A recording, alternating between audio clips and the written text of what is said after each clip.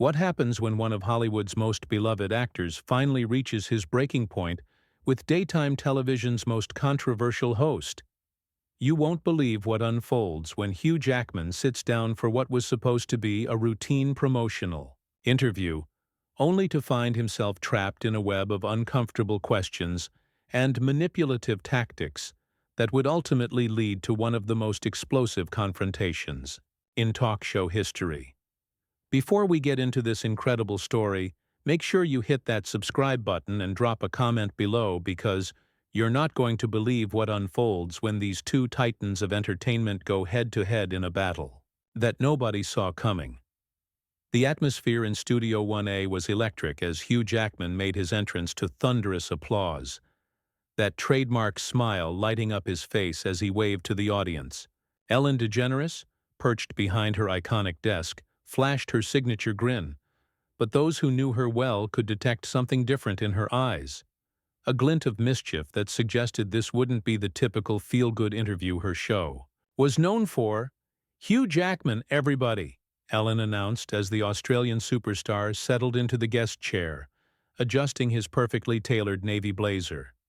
The audience's energy was palpable, their excitement genuine as they welcomed one of Hollywood's most universally adored figures.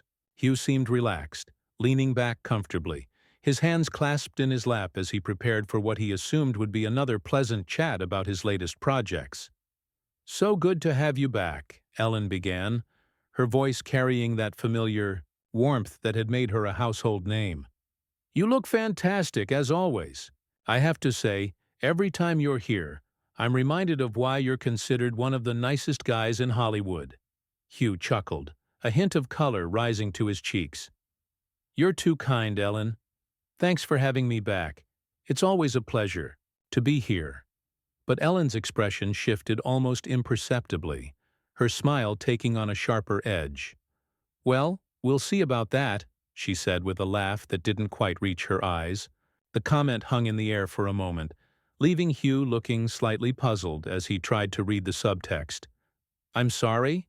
Hugh asked, his brow furrowing slightly as he leaned forward in his chair.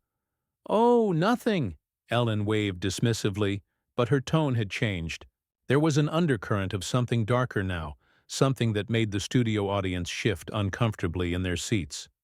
"I just think it's interesting how we all have these public personas, you know? The faces we put on for the cameras."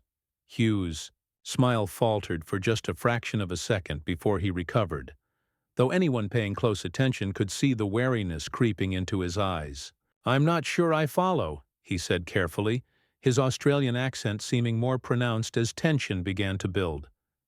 Ellen leaned back in her chair, her fingers steepled as she studied her guest with an intensity that was becoming increasingly uncomfortable. "Oh, come on, Hugh. We've known each other for years. You can drop the act with me." The word act seemed to hit Hugh like a physical blow. His posture stiffened, and for the first time since sitting down, he looked genuinely taken aback. "Act? Ellen, I'm not putting on an act. This is just who I am." "Right," Ellen said, drawing out the word with obvious skepticism. "The perpetually cheerful, always positive, never has a bad day Hugh Jackman. It must be exhausting keeping that up all the time." The studio had grown noticeably quieter, the audience sensing that something was off but not quite understanding what they were witnessing. Camera operators exchanged glances, unsure whether they should continue rolling or cut to commercial. The show's producers, watching from the wings, felt their stomachs drop as they realized this interview was veering dangerously off script. Hugh's jaw tightened almost imperceptibly, but his voice remained steady. "I'm sorry, but I'm not sure what you're getting at here. Are you suggesting that being positive and trying to treat people well is somehow fake?" Ellen's laugh was sharp and cold. "I'm suggesting that nobody is that perfect, Hugh. Nobody. And frankly, I find it a little insulting that you think we're all stupid enough to buy it." The words hit the studio like a thunderclap. Several audience members gasped audibly while others simply stared in shock at what they were witnessing. This wasn't the Ellen they knew, the one who danced through her opening monologue and surprised deserving families with life-changing gifts. This was someone else entirely, someone whose mask was slipping to reveal something much uglier underneath. Hugh's hands gripped the arms of his chair, his knuckles whitening as he fought to maintain his composure. "Ellen, I came here to talk about my new film, to have a pleasant conversation with you and your audience. I'm not sure why you're attacking me personally, but I don't appreciate it." "Attacking you?" Ellen's eyebrows shot up in mock surprise. "Oh, Hugh, if this feels like an attack, then maybe you're not as tough as you pretend to be. I mean, you play Wolverine, right? Surely you can handle a few honest questions." The mention of his most iconic role seemed to strike a nerve. Hugh's eyes flashed with something dangerous, though he kept his voice level. "This isn't about being tough, Ellen. It's about basic respect, something that seems to be in short supply here today." Ellen's smile became predatory. "Respect? That's rich coming from someone who's built an entire career on being Hollywood's golden boy, while the rest of us have to actually work for our success." The accusation hung in the air like a toxic cloud. Hugh sat in stunned silence for a moment, processing what he'd just heard. When he finally spoke, his voice was quieter, but carried an edge that hadn't been there before. "Work for your success?" he repeated slowly. "Ellen, I've been working since I was a teenager. I've done theater, television, film, musicals. I've put everything I have into this career. How dare you suggest otherwise?" But Ellen wasn't backing down. If anything, she seemed energized by Hugh's growing anger, feeding off it like a predator that had finally cornered its prey. "Oh, please, spare me the sob story. You got lucky with X-Men, and you've been coasting ever since." The insult was so blatant, so calculated, that even Ellen's most loyal audience members began to turn against her. Murmurs of disapproval rippled through the studio as people started to realize they were witnessing something ugly and unprecedented. Hugh's composure was beginning to crack, his famous charm giving way to righteous indignation. "Coasting? I've done dozens of films, won awards, performed on Broadway." "All because you look good in tight leather pants," Ellen interrupted with a dismissive wave. "Let's not pretend it's about talent." The studio fell into complete silence. Even the camera operators had stopped what they were doing, mesmerized by the train wreck unfolding before them. This was no longer an interview. It was character assassination, broadcast live to millions of viewers. Hugh's face had gone pale except for 2 spots of color high on his cheekbones. When he spoke, his voice was barely controlled fury. "You know what, Ellen? I think we're done here." But as he started to rise from his chair, Ellen's voice cut through the air like a blade. "Sit down, Hugh. We're just getting started." The command in Ellen's voice was unmistakable, carrying an authority that seemed to freeze Hugh mid-motion. For a moment he hovered between sitting and standing, caught in a moment of disbelief at what he was experiencing. The studio lights felt hotter now, the cameras more invasive, as if the entire production had transformed from a friendly talk show into something resembling an interrogation. "Excuse me?" Hugh's voice carried a dangerous quiet as he slowly lowered himself back into the chair, his movements deliberate and controlled. Every muscle in his body was tense, coiled like a spring ready to snap.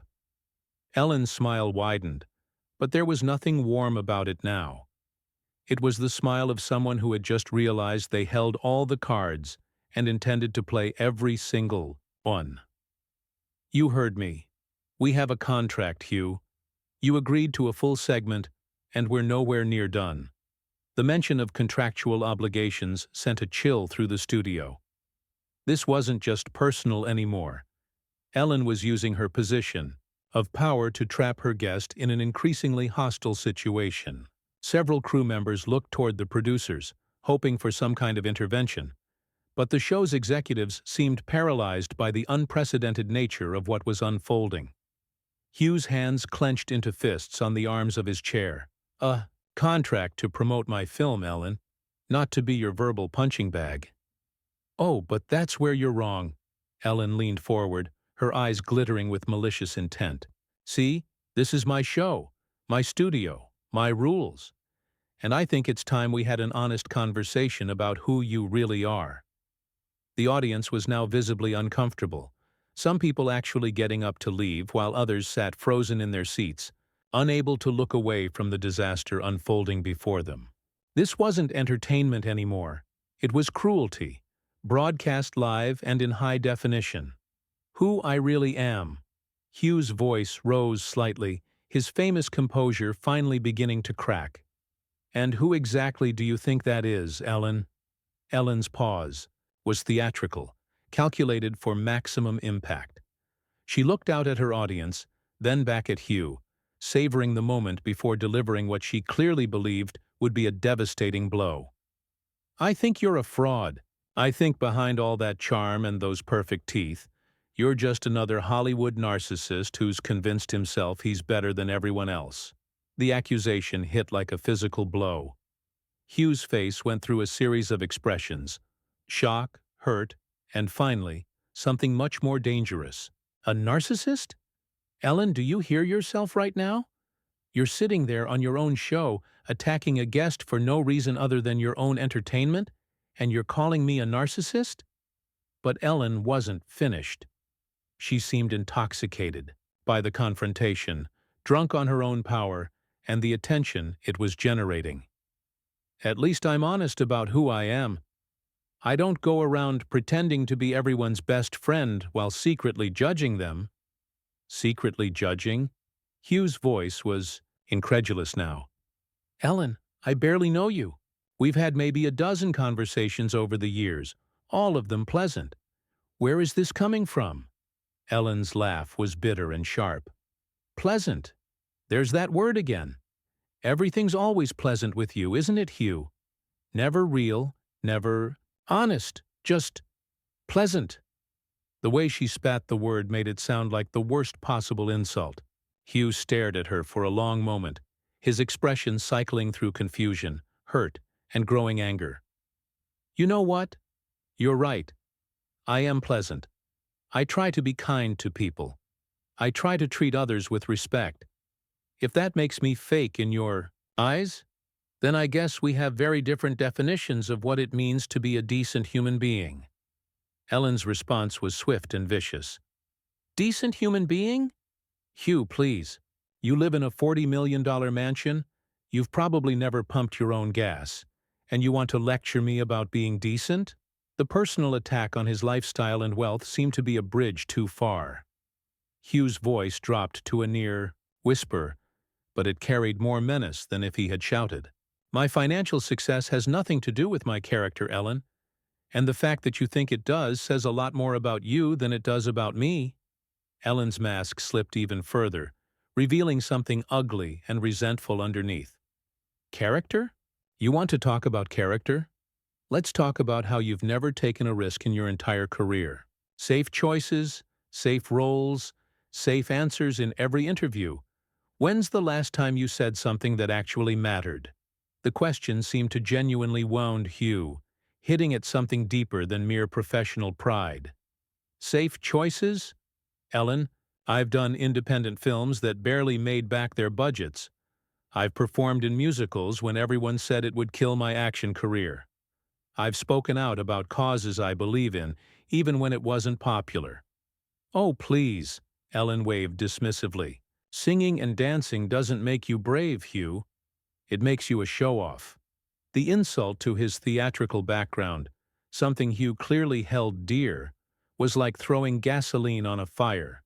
His voice, when he spoke, was tight with barely controlled rage. Show-off? I spent years training, studying, working in theater before I ever stepped in front of a movie camera. That's not showing off. That's dedication to craft. Ellen leaned back in her chair, clearly enjoying Hugh's growing agitation. Craft? Hugh? You're not Marlon Brando. You're not even Tom Cruise. You're just a pretty face with an accent who got lucky. The comparison to other actors, the dismissal of his talent, the reduction of his entire career to luck and looks.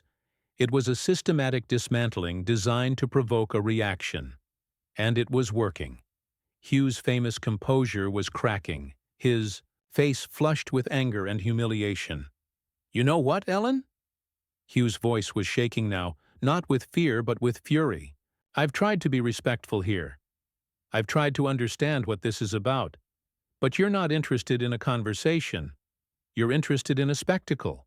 You want to tear someone down on live television for your own twisted entertainment."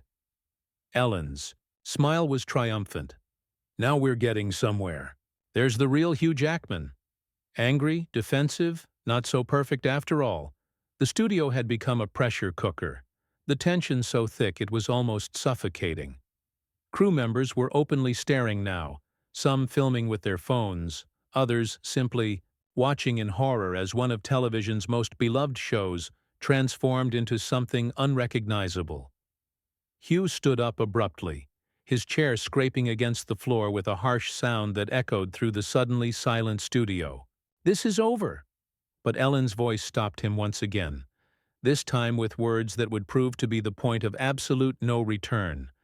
"Is it true that you can't even maintain real friendships because you're so obsessed with your image?" The question hung in the air like a toxic cloud, and for a moment Hugh Jackman went completely still. Every muscle in his body tensed, his face cycling through emotions so quickly that the cameras could barely capture them all. When he finally turned back to face Ellen, there was something different in his eyes. Something that made even the most experienced crew members take a step back. "What did you just say?" His voice was barely above a whisper, but it carried more menace than any shout could have. The Australian accent that had been charming moments before now sounded dangerous, predatory. Ellen, perhaps sensing she had finally found the nerve she'd been looking for, pressed her advantage. "You heard me. I've been asking around, Hugh, talking to people in the industry, and the consensus seems to be that you're all surface, no substance. Great for a photo op, but when it comes to real relationships, real connections—" She shrugged, with calculated cruelty. "Well, let's just say nobody's calling you their best friend." The studio audience was in complete shock now. Several people had their hands over their mouths. Others were shaking their heads in disbelief. This had gone far beyond uncomfortable television. This was character assassination in its purest form. Hugh's face had gone pale except for two burning spots of color on his cheekbones. When he spoke, his voice was steady but carried the weight of barely contained fury. "Ellen, I don't know what game you think you're playing here, but you've just crossed a line that you can't uncross." "Have I?" Ellen's smile was sharp as a blade. "Or have I just said what everyone else is thinking? That Hugh Jackman is nothing more than a carefully constructed PR campaign with a pretty face attached?" The insult was so calculated, so deliberately vicious, that it seemed to suck all the air out of the room. But instead of the explosion Ellen was clearly expecting, Hugh went very quiet, very still. When he finally spoke, his voice was calm, controlled, and infinitely more dangerous than any outburst could have been. "You want to know about real relationships, Ellen? Let me tell you about real relationships." He took a step closer to her desk, his presence suddenly commanding the entire studio. "Real relationships are built on respect, on kindness, on actually caring about other people. Real relationships don't involve ambushing someone on live television for your own twisted entertainment." Ellen's confidence flickered for the first time. "Hugh, I'm just trying to have an honest conversation." "Honest?" Hugh's laugh was harsh and bitter. "There's nothing honest about this. This is a hit job, pure and simple. And you want to know what's really sad? You're doing it because you can.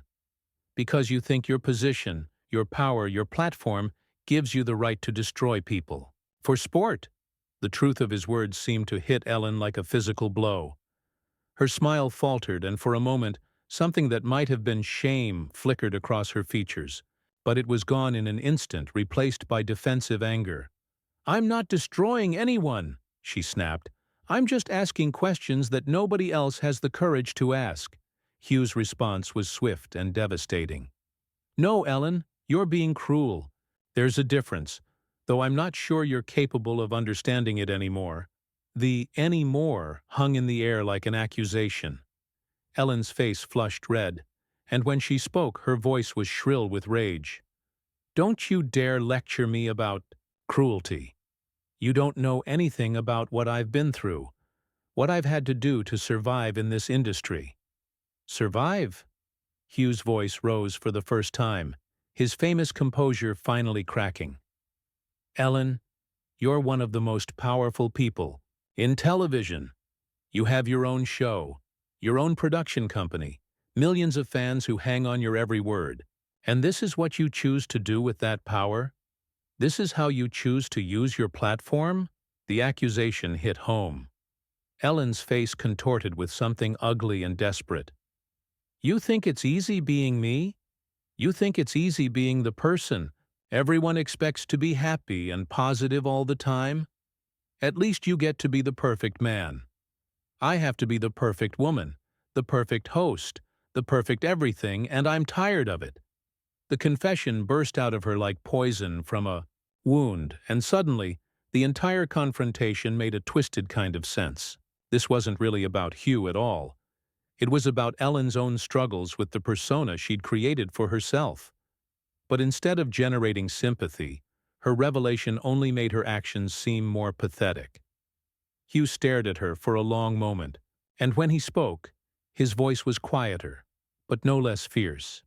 "Ellen, I get it. I understand the pressure, the expectations, the constant scrutiny. We all deal with it in this business. But that doesn't give you the right to take it out on innocent people. That doesn't give you the right to be cruel." Ellen's response was immediate and vicious. "Innocent? Hugh, nobody in Hollywood is innocent. We're all just playing our parts, selling our souls for fame and money. At least I'm honest about it." "Honest?" Hugh's voice was incredulous. "Ellen, you've spent the last 20 minutes systematically trying to destroy my reputation on live television. You've attacked my character, my career, my personal relationships, and you want to call that honest?" The studio had gone deadly quiet. Even the crew members had stopped pretending to work, all eyes fixed on the two figures facing off in the center of the chaos. This was no longer television. This was a reckoning. Ellen's face was flushed with anger, and something that might have been desperation. "I'm tired of pretending, Hugh. I'm tired of the fake smiles, and the fake kindness, and the fake everything. This is real. This is honest." Hugh's response was quiet but devastating. "No, Ellen, this is just sad."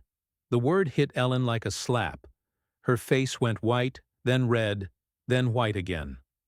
When she spoke, her voice was barely controlled fury. "Get out! Get out of my studio right now." Hugh's smile was cold and satisfied.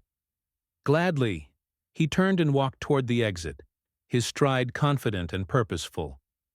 But as he reached the edge of the set, he paused and looked back at Ellen, who was still sitting behind her desk, her face a mask of rage and humiliation. "You know what the real tragedy is here, Ellen?" he said, his voice carrying clearly through the studio's sound system.